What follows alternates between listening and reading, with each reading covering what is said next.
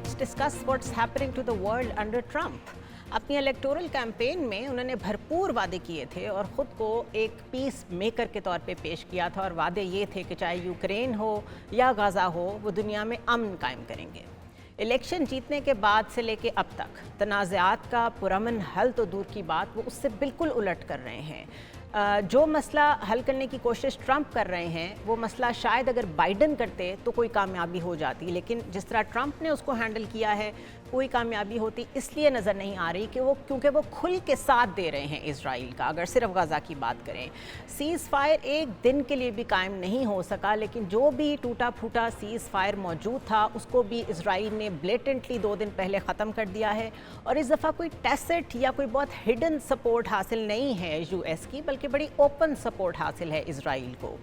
दूसरी जानिब ईरान को भी धमकियां लगाई जा रही हैं कि अगर वो अपना एटमी प्रोग्राम टेबल पे बैठ के उनके साथ डिस्कस नहीं करते तो उनके साथ भी वही हो सकता है जो यमन के साथ हो रहा है। यमन पे भी डायरेक्ट अटैक करना, एक डायरेक्ट वॉर में इंगेज होना, उससे बिल्कुल उलट है जो लोग एक्सपेक्ट कर रहे थे कि ट्रंप करेंगे।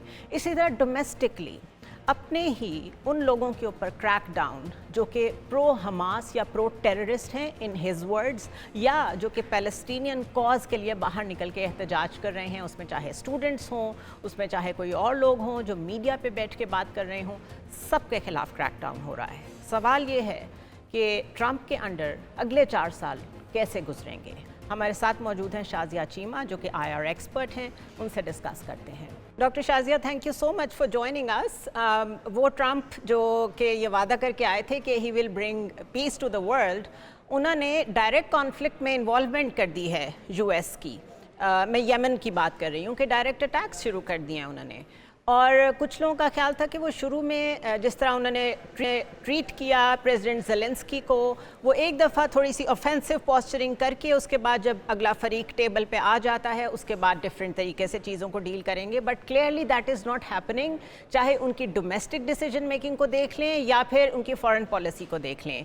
गाज़ा का सीज़ फायर भी ख़त्म ही हो गया है तकरीबन। आप कैसे इवैल्यूएट कर रही हैं इसको? हम यूक्रेन को और मिडल ईस्ट सिचुएशन को ट्रंप के पॉइंट ऑफ व्यू से एक उसमें नहीं देख सकते हैं। ट्रंप की जो स्ट्रेटजी है यूक्रेन के हवाले से वो बिल्कुल डिफरेंट है, और मिडल ईस्ट में उनकी वही पॉलिसी है जो कि ज़ायनिस्ट लॉबी जो है और उनके जो फंड रेजर हैं, और जिनकी बहुत ज़्यादा फंडिंग है उनकी कैंपेन में।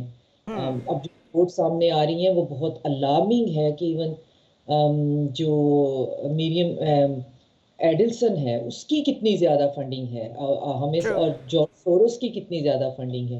तो ये वो स्टॉन्च किस्म के ज़ायनिस्ट हैं, और ये अपनी एक पॉइंट से 1 इंच भी हिलने वाले नहीं है। तो जो सीज फायर है उसको तो एक दिन भी उसकी रिस्पेक्ट नहीं की गई है। Per day True. जो है वहाँ पे लोगों पे अटैक भी हो रहे हैं, इंसानी जानों का नुकसान भी हो रहा है, लोगों को मारा भी जा रहा है, और अब ह्यूमन एड जो है वो तो खैर वैसे ही बंद हो गई है।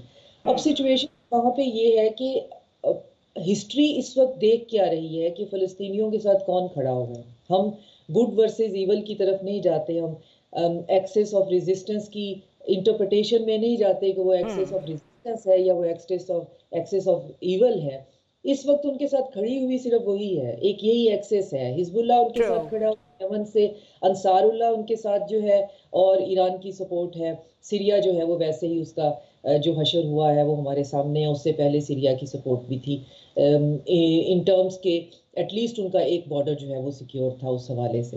अब सिर्फ यमनी जो है उनका कसूर ये है कि उन्होंने अंसारुल्लाह ने ये कहा है कि अगर आप ये सीज फायर को रिस्पेक्ट नहीं करेंगे और ह्यूमैनिटेरियन एड गजा के अंदर नहीं जाने देंगे, आपके जो वेसल्स हैं, आपकी जो वाटर कैरियर्स हैं, ये यहाँ से हम नहीं, बाबुल मंदेब से क्रॉस नहीं करने देंगे। और उसके जवाब में फिर इतनी शदीद बमबारी हुई है, और उसके जवाब में फिर जो यूएस ऑफिशियल्स हैं उनकी जो बुलंदोबांग दावे हैं कि हम यमन के साथ ये कर देंगे, वो ये भूल गए हैं कि यमनियों के साथ ये तो पिछले 10-12 साल से हो रहा है, कर रहे और हैं already. Exactly. With the help of another gulf country आप कर नहीं पाए हैं।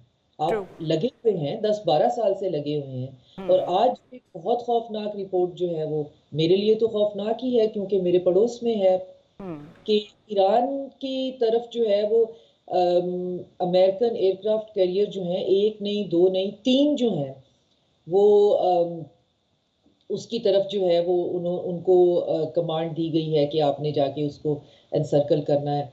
अब ये नहीं समझ में आ रहा कि ये सिर्फ बुली करने के लिए है, ये सिर्फ इंटिमिडेट करने के लिए है, या बाकी ईरान पे अटैक हो जाएगा, क्योंकि ईरान को भी इस मसले के अंदर बुरी तरह से घसीटा जा रहा है। एक खत भी जो है सुना है ट्रंप ने लिखा है, लिखा है, बिल्कुल। आप जो है वो हूती की मदद करना छोड़ दे, हम जो है अच्छा वरना डॉक्टर शाजिया, हर एक को ख़त लिखना, हर एक को ये कहना कि we will leash hell on you, unleash hell on you, इस तरह की बातें, the hell will rain on you, इस तरह की बातें करना, इस तरह की खुली धमकियां लगाना, it is actually very very unprecedented, at least for our generation. हमने ये सब नहीं देखा। हाँ, इन्वेजन्स होती देखी हैं हमने, उसमें बाद में ये भी देखा कि जिन लोगों ने वो इन्वेजन्स की उनके झूठ सामने आए, चाहे वो इराक के बारे में थे, दुनिया ने उनको बड़ा फिर रिस्पॉन्ड भी किया। किस तरीके से आज टोनी ब्लेयर को कोई नहीं जानता, बुश को कोई रिमेंबर नहीं करता, बट एट द मोमेंट जो हो रहा है this is really mind boggling.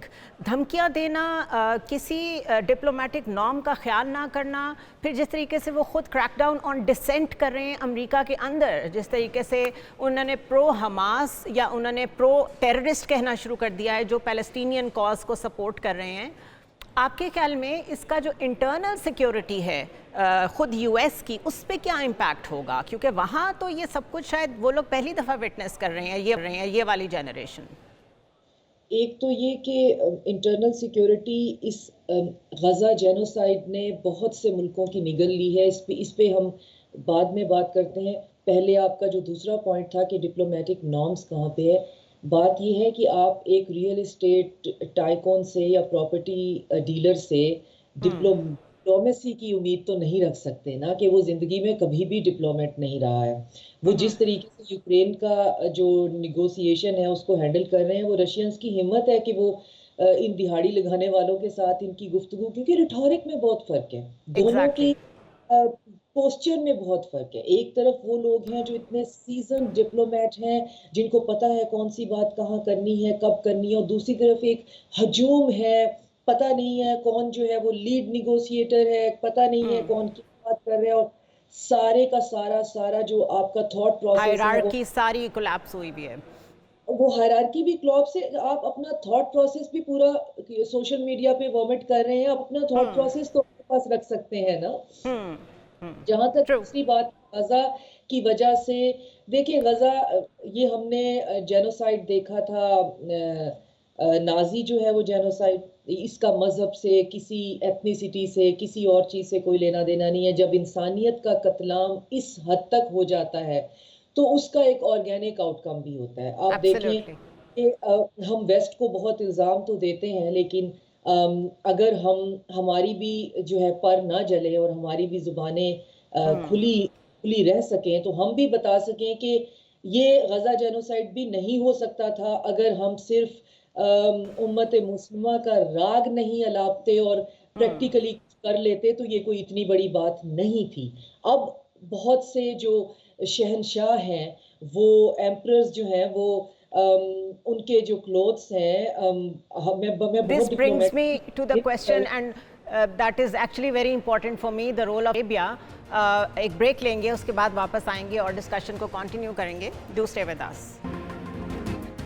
Welcome back once again. Doctor Shazia, break से पहले हम बात कर रहे थे कि हम भी सिर्फ लिप सर्विस ही देते रहे हैं, उम्मत मुस्लिमा की बात करते रहे हैं और वेस्ट को बहुत क्रिटिसाइज़ करते हैं, विच इज़ स्पॉट ऑन।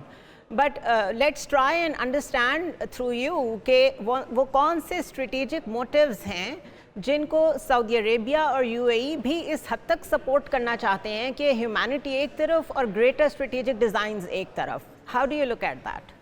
जो यमन की जंग है, ये वही जंग है जिसको हम सेक्टेरियन है, सलाफी तकफीरी वर्सेस शियाइट्स जो शिया हैं, फैक्शन, बिल्कुल।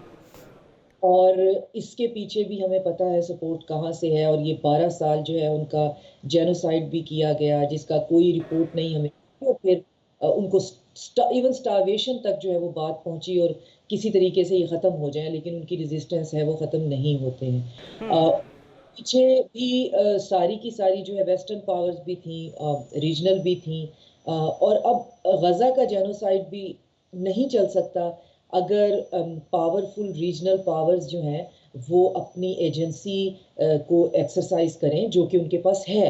ये नहीं है, इजिप्ट के पास नहीं है, इजिप्ट की कोई अपनी ना से है, वो तो खुद एक बेचारा वेसल स्टेट ट्रू है, उस पे ट्रू पलने वाला। जॉर्डन के लिए बहुत प्रॉब्लम है, जॉर्डन का किंग जो है वो बना के वहाँ पे बिठा दिया गया है, लेकिन कुछ कंट्रीज की, कुछ स्टेट्स की एजेंसी है, उनको एक्सरसाइज करनी चाहिए। लेकिन आप देखें कि एजेंसी एक्सरसाइज कर कौन रहा है? अंसारुल्लाह, हिजबुल्लाह, और ये लोग हैं जो अपने नौजवान, अपने बच्चे जो हैं वो मरवा रहे हैं सिर्फ एक इस बात के लिए कि गजा का जेनोसाइड रोका जाए। और इन्हीं को आप बाहर टेररिस्ट बनाकर, और अब रिसेंटली आप देखें तो अल जजीरा ने भी अपनी टोन बदल ली है, वहां पे भी एग्जैक्टली जो है वो टेररिस्ट टाइप ही कहा जा रहा है, कुछ दिनों में टेररिस्ट भी कह दिया जाएगा, एग्जैक्टली और उसी टोन से एग्जैक्टली लेके चला जा रहा है। आप सीरिया का हाल देख लें, वहां पे आपने एक तकफीरी सलाफी हेड चॉपर जो है उसको एक ट्रू लिबरल डेमोक्रेट बनाकर वहां पे बिठा दिया है। बशार अल असद बिल्कुल कोई यूटोपियन इंसान नहीं होगा, वहां पे कोई दूध की नहरें नहीं बहती होंगी, लेकिन एक बट स्टिल गवर्नमेंट वहां पे वो चीजों को स्टेबलाइज करके बैठा हुआ था, जहाँ पे इतनी ज्यादा एथनिसिटीज हैं और इतनी ज्यादा रिलीजियस डाइवर्सिटी है, वहां पे वो चीजों को किसी ना किसी तरीके से बाय हुक और कुक बैठा हुआ था। आपकी इतनी जालिमाना जो है वो सैंक्शंस के बाद, आपके उसके मेजर ग्रेन्स के और ऑयल के रिसोर्सेज पे गुंडागर्दी के कब्जे के बाद वो कुछ ना कुछ संभाल के बैठा हुआ था। और फिर आप देखें कि अब रिसेंटली आज की रिपोर्ट है कि टर्की के अंदर शदीद इस्तांबुल में प्रोटेस्ट हो रहे हैं। मुझे ये एब्सोल्युटली लगता है कि ये रबल्स के अंदर जो माओ के प्यारे हैं ना, और ये जो बच्चों की लाशें हैं, ये बहुत से तख्त उछालेंगी। मैं इससे ज्यादा नहीं बोल सकती हूँ। बैसियत पाकिस्तानी, हमारे बहुत से डिप्लोमेटिक हमारी रिजर्वेशंस हैं, हम खुल के ट्रू बात नहीं कर सकते, और एक true true sensible true attitude भी ये है कि हमें अपनी फॉरेन जो डिप्लोमेसी है उसको कंप्रोमाइज भी नहीं करना चाहिए, हमें उसे हेल्प भी करना चाहिए, और एंड इन मजीद अ प्रॉब्लम। सेन वे उस पर बात भी करते रहना चाहिए। बहुत शुक्रिया डॉक्टर शाद्स, वेरी नाइस ऑफ यू, आपने टाइम निकाला। इतना टाइम डिफरेंस है जहाँ